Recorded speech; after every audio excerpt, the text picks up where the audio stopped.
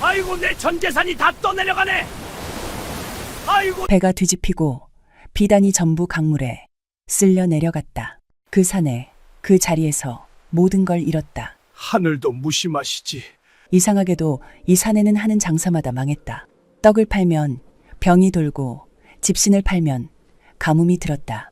사람들은 그를 비웃었다. 그래도 마지막이라 생각하고 전 재산을 털어 비단을 샀다.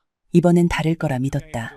그런데 또다시 하늘이 무너졌다. 강가에서 울고 있던 그때 정체모를 노인이 다가왔다.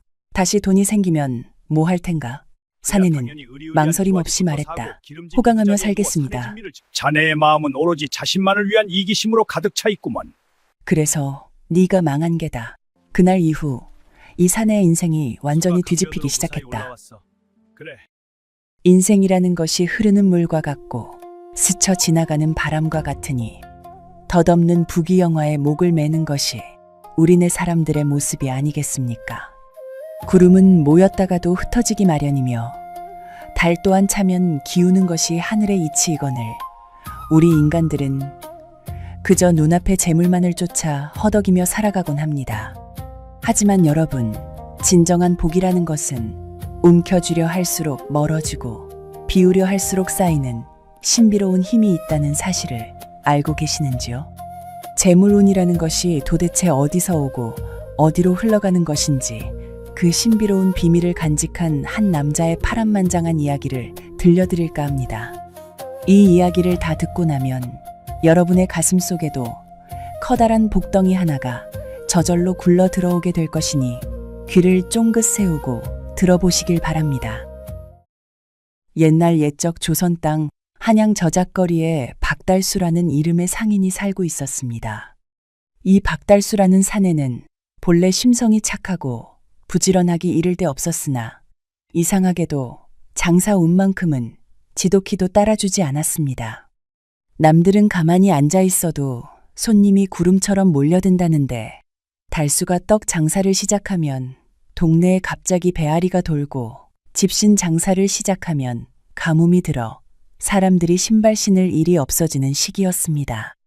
저잣거리 사람들은 그를 두고 주머니에 구멍난 달수라 부르며 비웃었지만 달수는 포기하지 않고 다시 한번 재기를 꿈꿨습니다.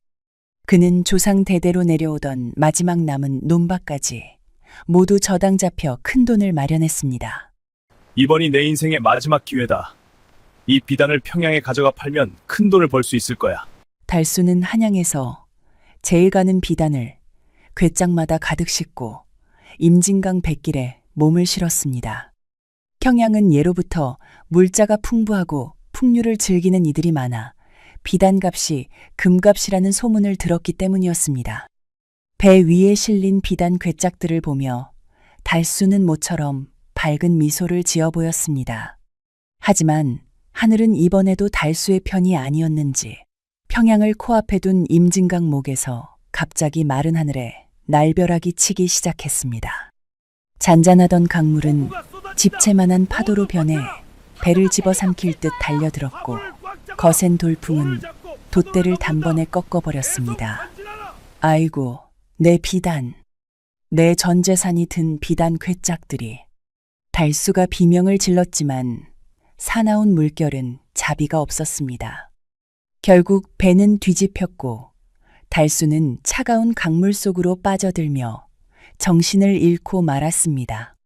한참이 지나 정신을 차려보니 달수는 어느 이름 모를 강가 모래바닥에 쓰러져 있었습니다. 간신히 목숨은 건졌으나 주위를 둘러보니 그 많던 비단 궤짝들은 온데간데 없고 젖어 터진 비단 몇 필만이 모래더미에 박혀 있을 뿐이었습니다. 달수는 그 비단 몇 필을 가슴에 안고 목 놓아 울기 시작했습니다. 하늘도 무심하시지. 나보고 어떻게 살라고 이러시는 겁니까? 그때였습니다. 어디선가 은은한 향나무 냄새가 나더니 흰 수염을 길게 늘어뜨린 노인 하나가 지팡이를 짚고 달수에게 다가왔습니다. 그 노인은 범상치 않은 기운을 풍기며 달수를 지그시 내려다보더니 나직한 목소리로 물었습니다. 여복의 젊은이, 무엇이 그리 서러워 이 강물이 다 마르도록 울고 있는 것인가? 달수는 눈물을 훔치며 대답했습니다. 어르신, 저는 이제 끝났습니다. 하늘이 저를 버리셨는지 하는 일마다 망하고 이제는 목숨보다 귀한 재산까지 다 앗아갔으니 이보다 더한 불행이 어디 있겠습니까? 그러자 노도사가 빙그레 웃으며 다시 물었습니다. 그럼 하나 물어봄세. 만약 하늘이 자네에게 다시 큰 돈을 준다면 자네는 그 돈으로 무엇을 하고 싶은가? 달수는 눈을 반짝이며 망설임 없이 대답했습니다. 그야 당연히 으리으리한 기와집부터 사고 기름진 이부자리에 누워 산의 진미를 즐겨야지요. 어여쁜 부인도 새로 얻고 종들도 거느리며 남은 평생 떵떵거리며 살고 싶습니다. 달수의 말을 들은 노도사의 얼굴에서 웃음기가 사라지더니 따끔한 일침이 날아왔습니다. 자네의 마음은 오로지 자신만을 위한 이기심으로 가득 차 있구먼. 남의 배고픔은 안중에도 없고 오직 제 배만 불릴 생각뿐이니 하늘이 어찌 자네에게 복을 내리겠는가? 달수는 노도사의 추상 같은 호령에 정신이 번쩍 들었습니다. 노도사는 이어 말했습니다. 재물이라는 것은 고인물이 아니라 흐르는 강물과 같아서 남을 위해 쓸 줄 모르는 자에게는 오히려 독이 되는 법일세. 자네가 지금 망한 것은 하늘이 자네를 버린 것이 아니라 더 큰 화를 입기 전에 깨달음을 주려는 배려임을 왜 모르는가? 달수는 노도사의 말씀에 가슴 한구석이 찔리는 듯한 통증을 느꼈습니다. 그는 바닥에 넙죽 엎드려 노도사에게 빌었습니다. 도사님, 제가 어리석었습니다. 부디 이 미련한 놈에게 길을 가르쳐 주십시오. 달수의 진심 어린 태도에 노도사는 노여움을 풀고 품속에서 종이 한 장을 꺼내 시 한 수를 적어주었습니다. 세상 만물에는 저마다 영험한 기운이 깃들어 있는 법, 길에서 만날 귀인은 사람이 아닐지니 마음을 비우고 타인을 위하는 길을 걷는다면 재물은 파도처럼 밀려와 머물 곳을 찾을 것이네. 이 말을 마친 노도사는 안개처럼 호련히 사라져버렸습니다. 달수는 노도사가 남긴 기묘한 시구절을 가슴에 새기며 젖은 비단 몇 피를 챙겨 인근 장터로 향했습니다. 비단을 판 돈으로 달수는 겨우 엽전 몇 푼을 손에 쥘 수 있었습니다. 그는 배가 고파 욕이라도 할까 싶어 주막으로 향하던 중 한 백정의 집 앞에서 처절하게 울부짖는 개 짖는 소리를 들었습니다. 가까이 다가가 보니 온몸에 상처가 가득한 검은 개 한 마리가 앞발을 모으고 백정에게 살려달라는 듯 애원하고 있었습니다. 사람들은 그 모습을 보며 침을 꼴깍 삼키고 있었지만 달수의 귀에는 그 소리가 노도사가 말한 만물의 영혼이 지르는 비명처럼 들렸습니다. 여보게, 그 개를 죽이지 마시게. 내가 가진 돈을 다 줄 테니 그 개를 내게 파시게. 달수는 비단을 판 소중한 돈의 일부를 백정에게 주고 검은 개를 구했습니다. 주위 사람들은 망하더니 미쳤다며 달수를 손가락질했지만 달수는 개의 상처를 정성껏 씻겨주며 함께 길을 나섰습니다. 한참을 걷다 보니 이번에는 길가에서 한 농부가 늙은 소의 목을 껴안고 대성통곡을 하고 있었습니다. 사연을 물어보니 집에 계신 어머니가 큰 병이 들었는데 약값이 없어 평생 가족처럼 일해온 소를 도살장에 팔 수밖에 없는 처지라 했습니다. 달수는 소의 눈을 보았습니다. 소의 커다란 눈망울에는 눈물이 가득 고여 있었고 그 모습이 마치 자신의 처지와 다를 바 없어 보였습니다. 달수는 잠시 고민했습니다. 이 소를 사버리면 자신은 정말로 한 푼도 남지 않는 알거지가 될 판이었습니다. 하지만 노도사의 말씀이 다시금 귓전을 때렸습니다. 내 마지막 미천이 이 생명을 살리는 데 쓰인다면 그것으로 족하다. 달수는 품에 숨겨두었던 비상금까지 모두 털어 농부에게 전해주었습니다. 자, 이 돈으로 어머니 약을 지어드리게. 그리고 이 소는 내가 데려가겠네. 농부는 달수에게 수천 번 절을 하며 고마워했고 달수는 이제 검은 개 한 마리와 늙은 소 한 마리를 이끄는 세상에서 가장 가난한 상인이 되었습니다. 이제 달수는 다시 한양으로 돌아가기 위해 나루터로 향했습니다. 빈털터리가 된 그였지만 이상하게도 마음만은 그 어느 때보다 가볍고 평온했습니다. 하지만 나루터에 도착했을 때 믿을 수 없는 일이 벌어지고 말았습니다. 나루터에 도착한 박달수는 한양으로 향하는 커다란 나룻배에 오르기 위해 소의 고삐를 힘차게 당겼습니다. 하지만 이게 웬일입니까?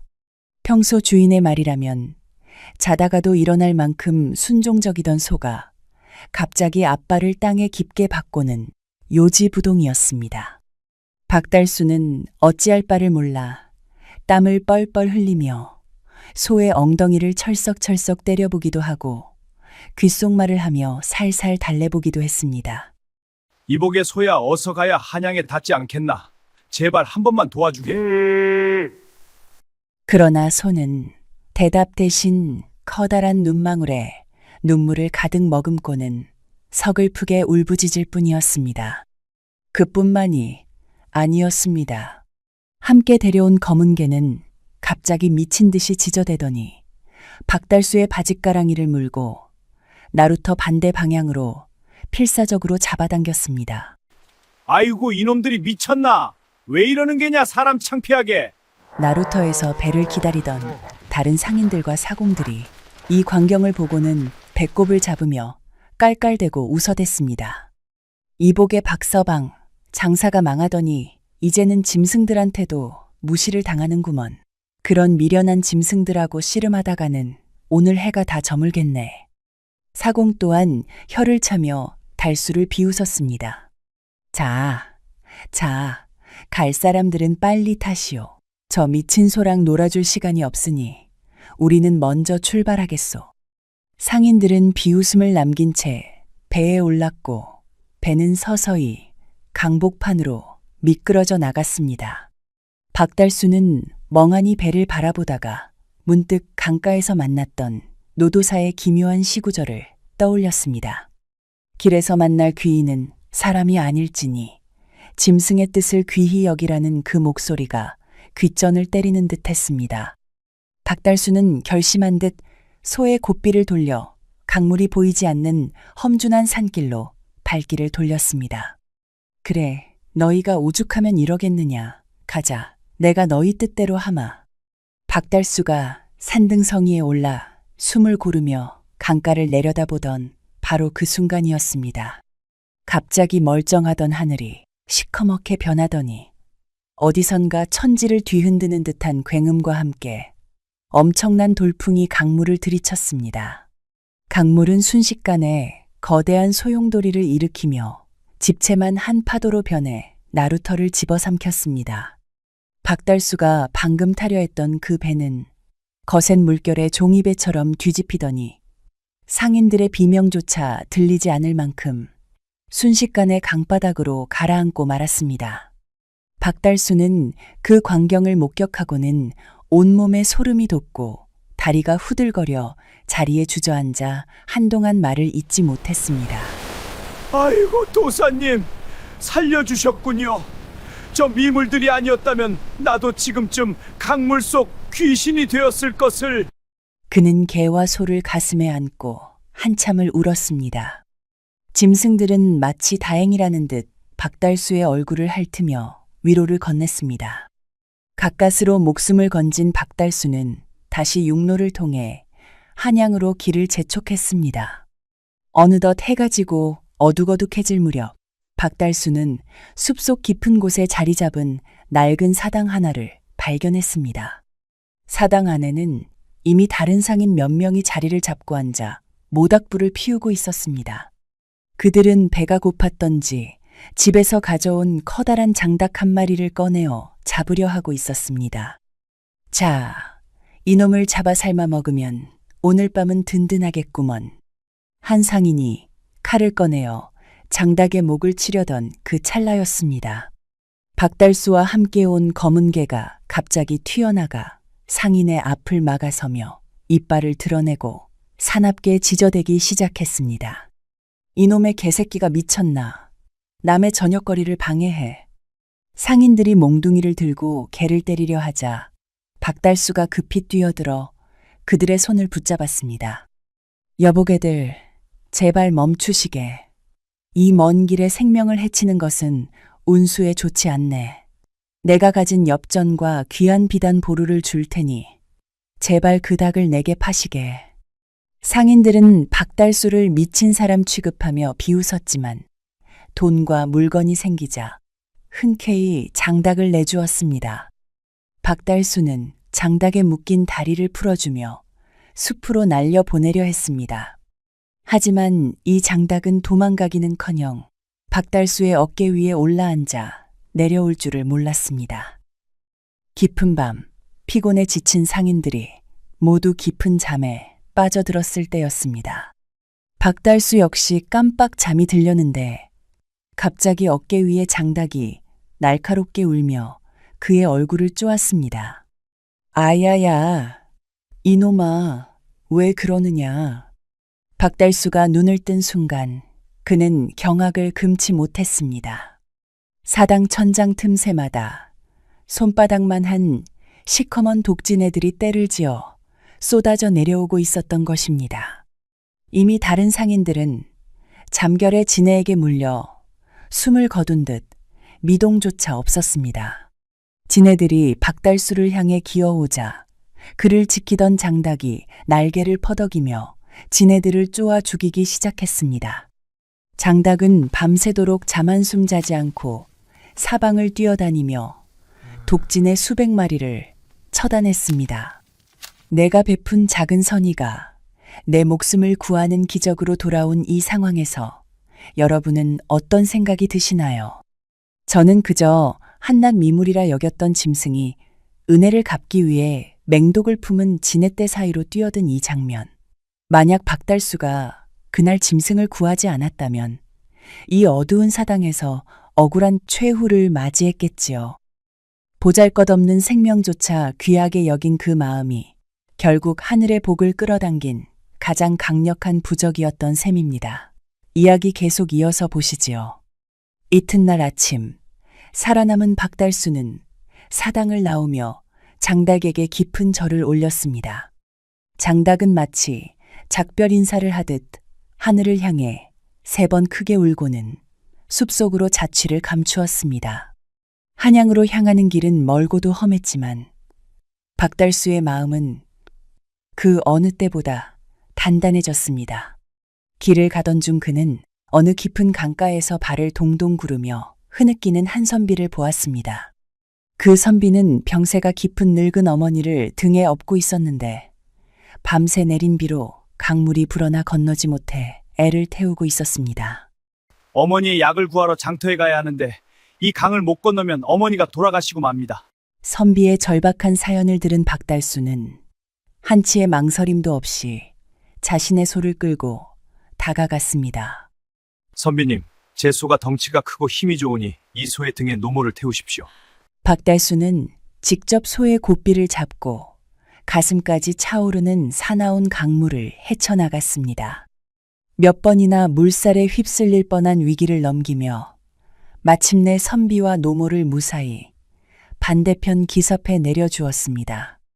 선비가 눈물을 흘리며 수백 번 고맙다며 인사를 하고 떠난 뒤 박달수는 다시 강을 건너오려 했습니다. 그런데 소가 강 한복판 모래턱에서 갑자기 멈추어 서더니 앞발로 바닥을 미친 듯이 파헤치기 시작했습니다. 이놈아, 이제 다 왔으니 어서 가자.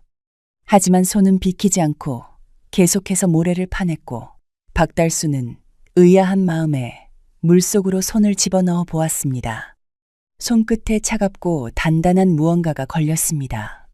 힘을 주어 그것을 끌어올리자 낡은 나무 괴짝 하나가 모습을 드러냈습니다.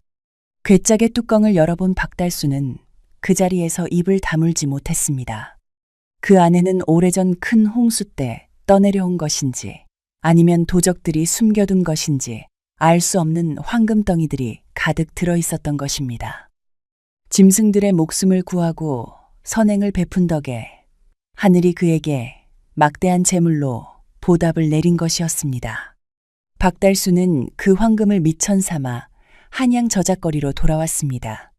하지만 그는 예전처럼 비단이나 보석 같은 화려한 물건을 찾지 않았습니다. 대신 그는 그 황금을 몽땅 털어 한양 도성의 모든 면화와 솜을 사들였습니다. 이 소식을 들은 한양 상인들은 배를 잡고 웃으며 비아냥거렸습니다. 아이고, 저 박서방이 드디어 노망이 났구먼. 이제 곧 꽃 피는 봄이 올 텐데 저 두꺼운 면화를 사서 어디다 쓰려고 저런담? 상인들은 박달수를 비웃으며 하늘이 도우면 솜에서 금이라도 나오겠네라며 조롱을 멈추지 않았습니다. 하지만 박달수는 하늘이 하시는 일을 사람이 어찌 다 알겠습니까라며 묵묵히 면화 창고를 지켰습니다. 그런데 이게 웬일입니까? 이튿날 아침 한양 사람들은 눈을 뜨자마자 비명을 질러야 했습니다. 따뜻하던 날씨가 하룻밤 사이에 돌변하여 수십 년 만에 유래를 찾아볼 수 없는 기록적인 폭설과 칼바람 같은 한파가 몰아친 것입니다. 도성 안의 사람들은 갑작스러운 추위에 사들일 솜이 없어 벌벌 떨며 울부짖었습니다. 박달수가 미리 사두었던 면화는 그야말로 부르는 게 값이 되어 하룻밤 사이에 가격이 수십 배로 폭등했습니다. 박달수는 단숨에 조선 최고의 거부이자 만석군의 반열에 오르게 되었습니다. 그러나 박달수는 그 큰 돈을 벌고 나서도 예전에 욕심 많던 상인이 아니었습니다. 그는 가장 먼저 관아 앞에 커다란 가마솥 수십 개를 걸고 매일같이 따뜻한 죽을 쑤어 굶주린 백성들에게 나누어 주었습니다. 또한 가난해서 부모님 제사를 못 지내는 이들에게는 제사 비용을 내어주고 집이 없는 이들에게는 따뜻한 보금자리를 마련해 주었습니다. 박달수의 창고는 백성들에게 베풀수록 비워지는 것이 아니라 오히려 신비롭게도 매일같이 새로운 재물로 가득 찼습니다. 사람들은 그를 하늘이 내린 만석군이라 부르며 칭송했고 그의 이름은 도성뿐만 아니라 팔도강산에 널리 퍼졌습니다. 여러분, 이 박달수의 기막힌 이야기를 들으며 무엇을 느끼셨습니까? 남을 돕는 마음이 곧 나를 돕는 길이며 내가 베푼 작은 선의가 훗날 내가 감당하지 못할 커다란 축복으로 돌아온다는 사실을 꼭 기억하시길 바랍니다. 오늘 이 이야기를 끝까지 경청해 주신 여러분들의 삶에도 박달수가 받은 그 놀라운 천운이 깃들기를 간절히 바랍니다. 감사합니다.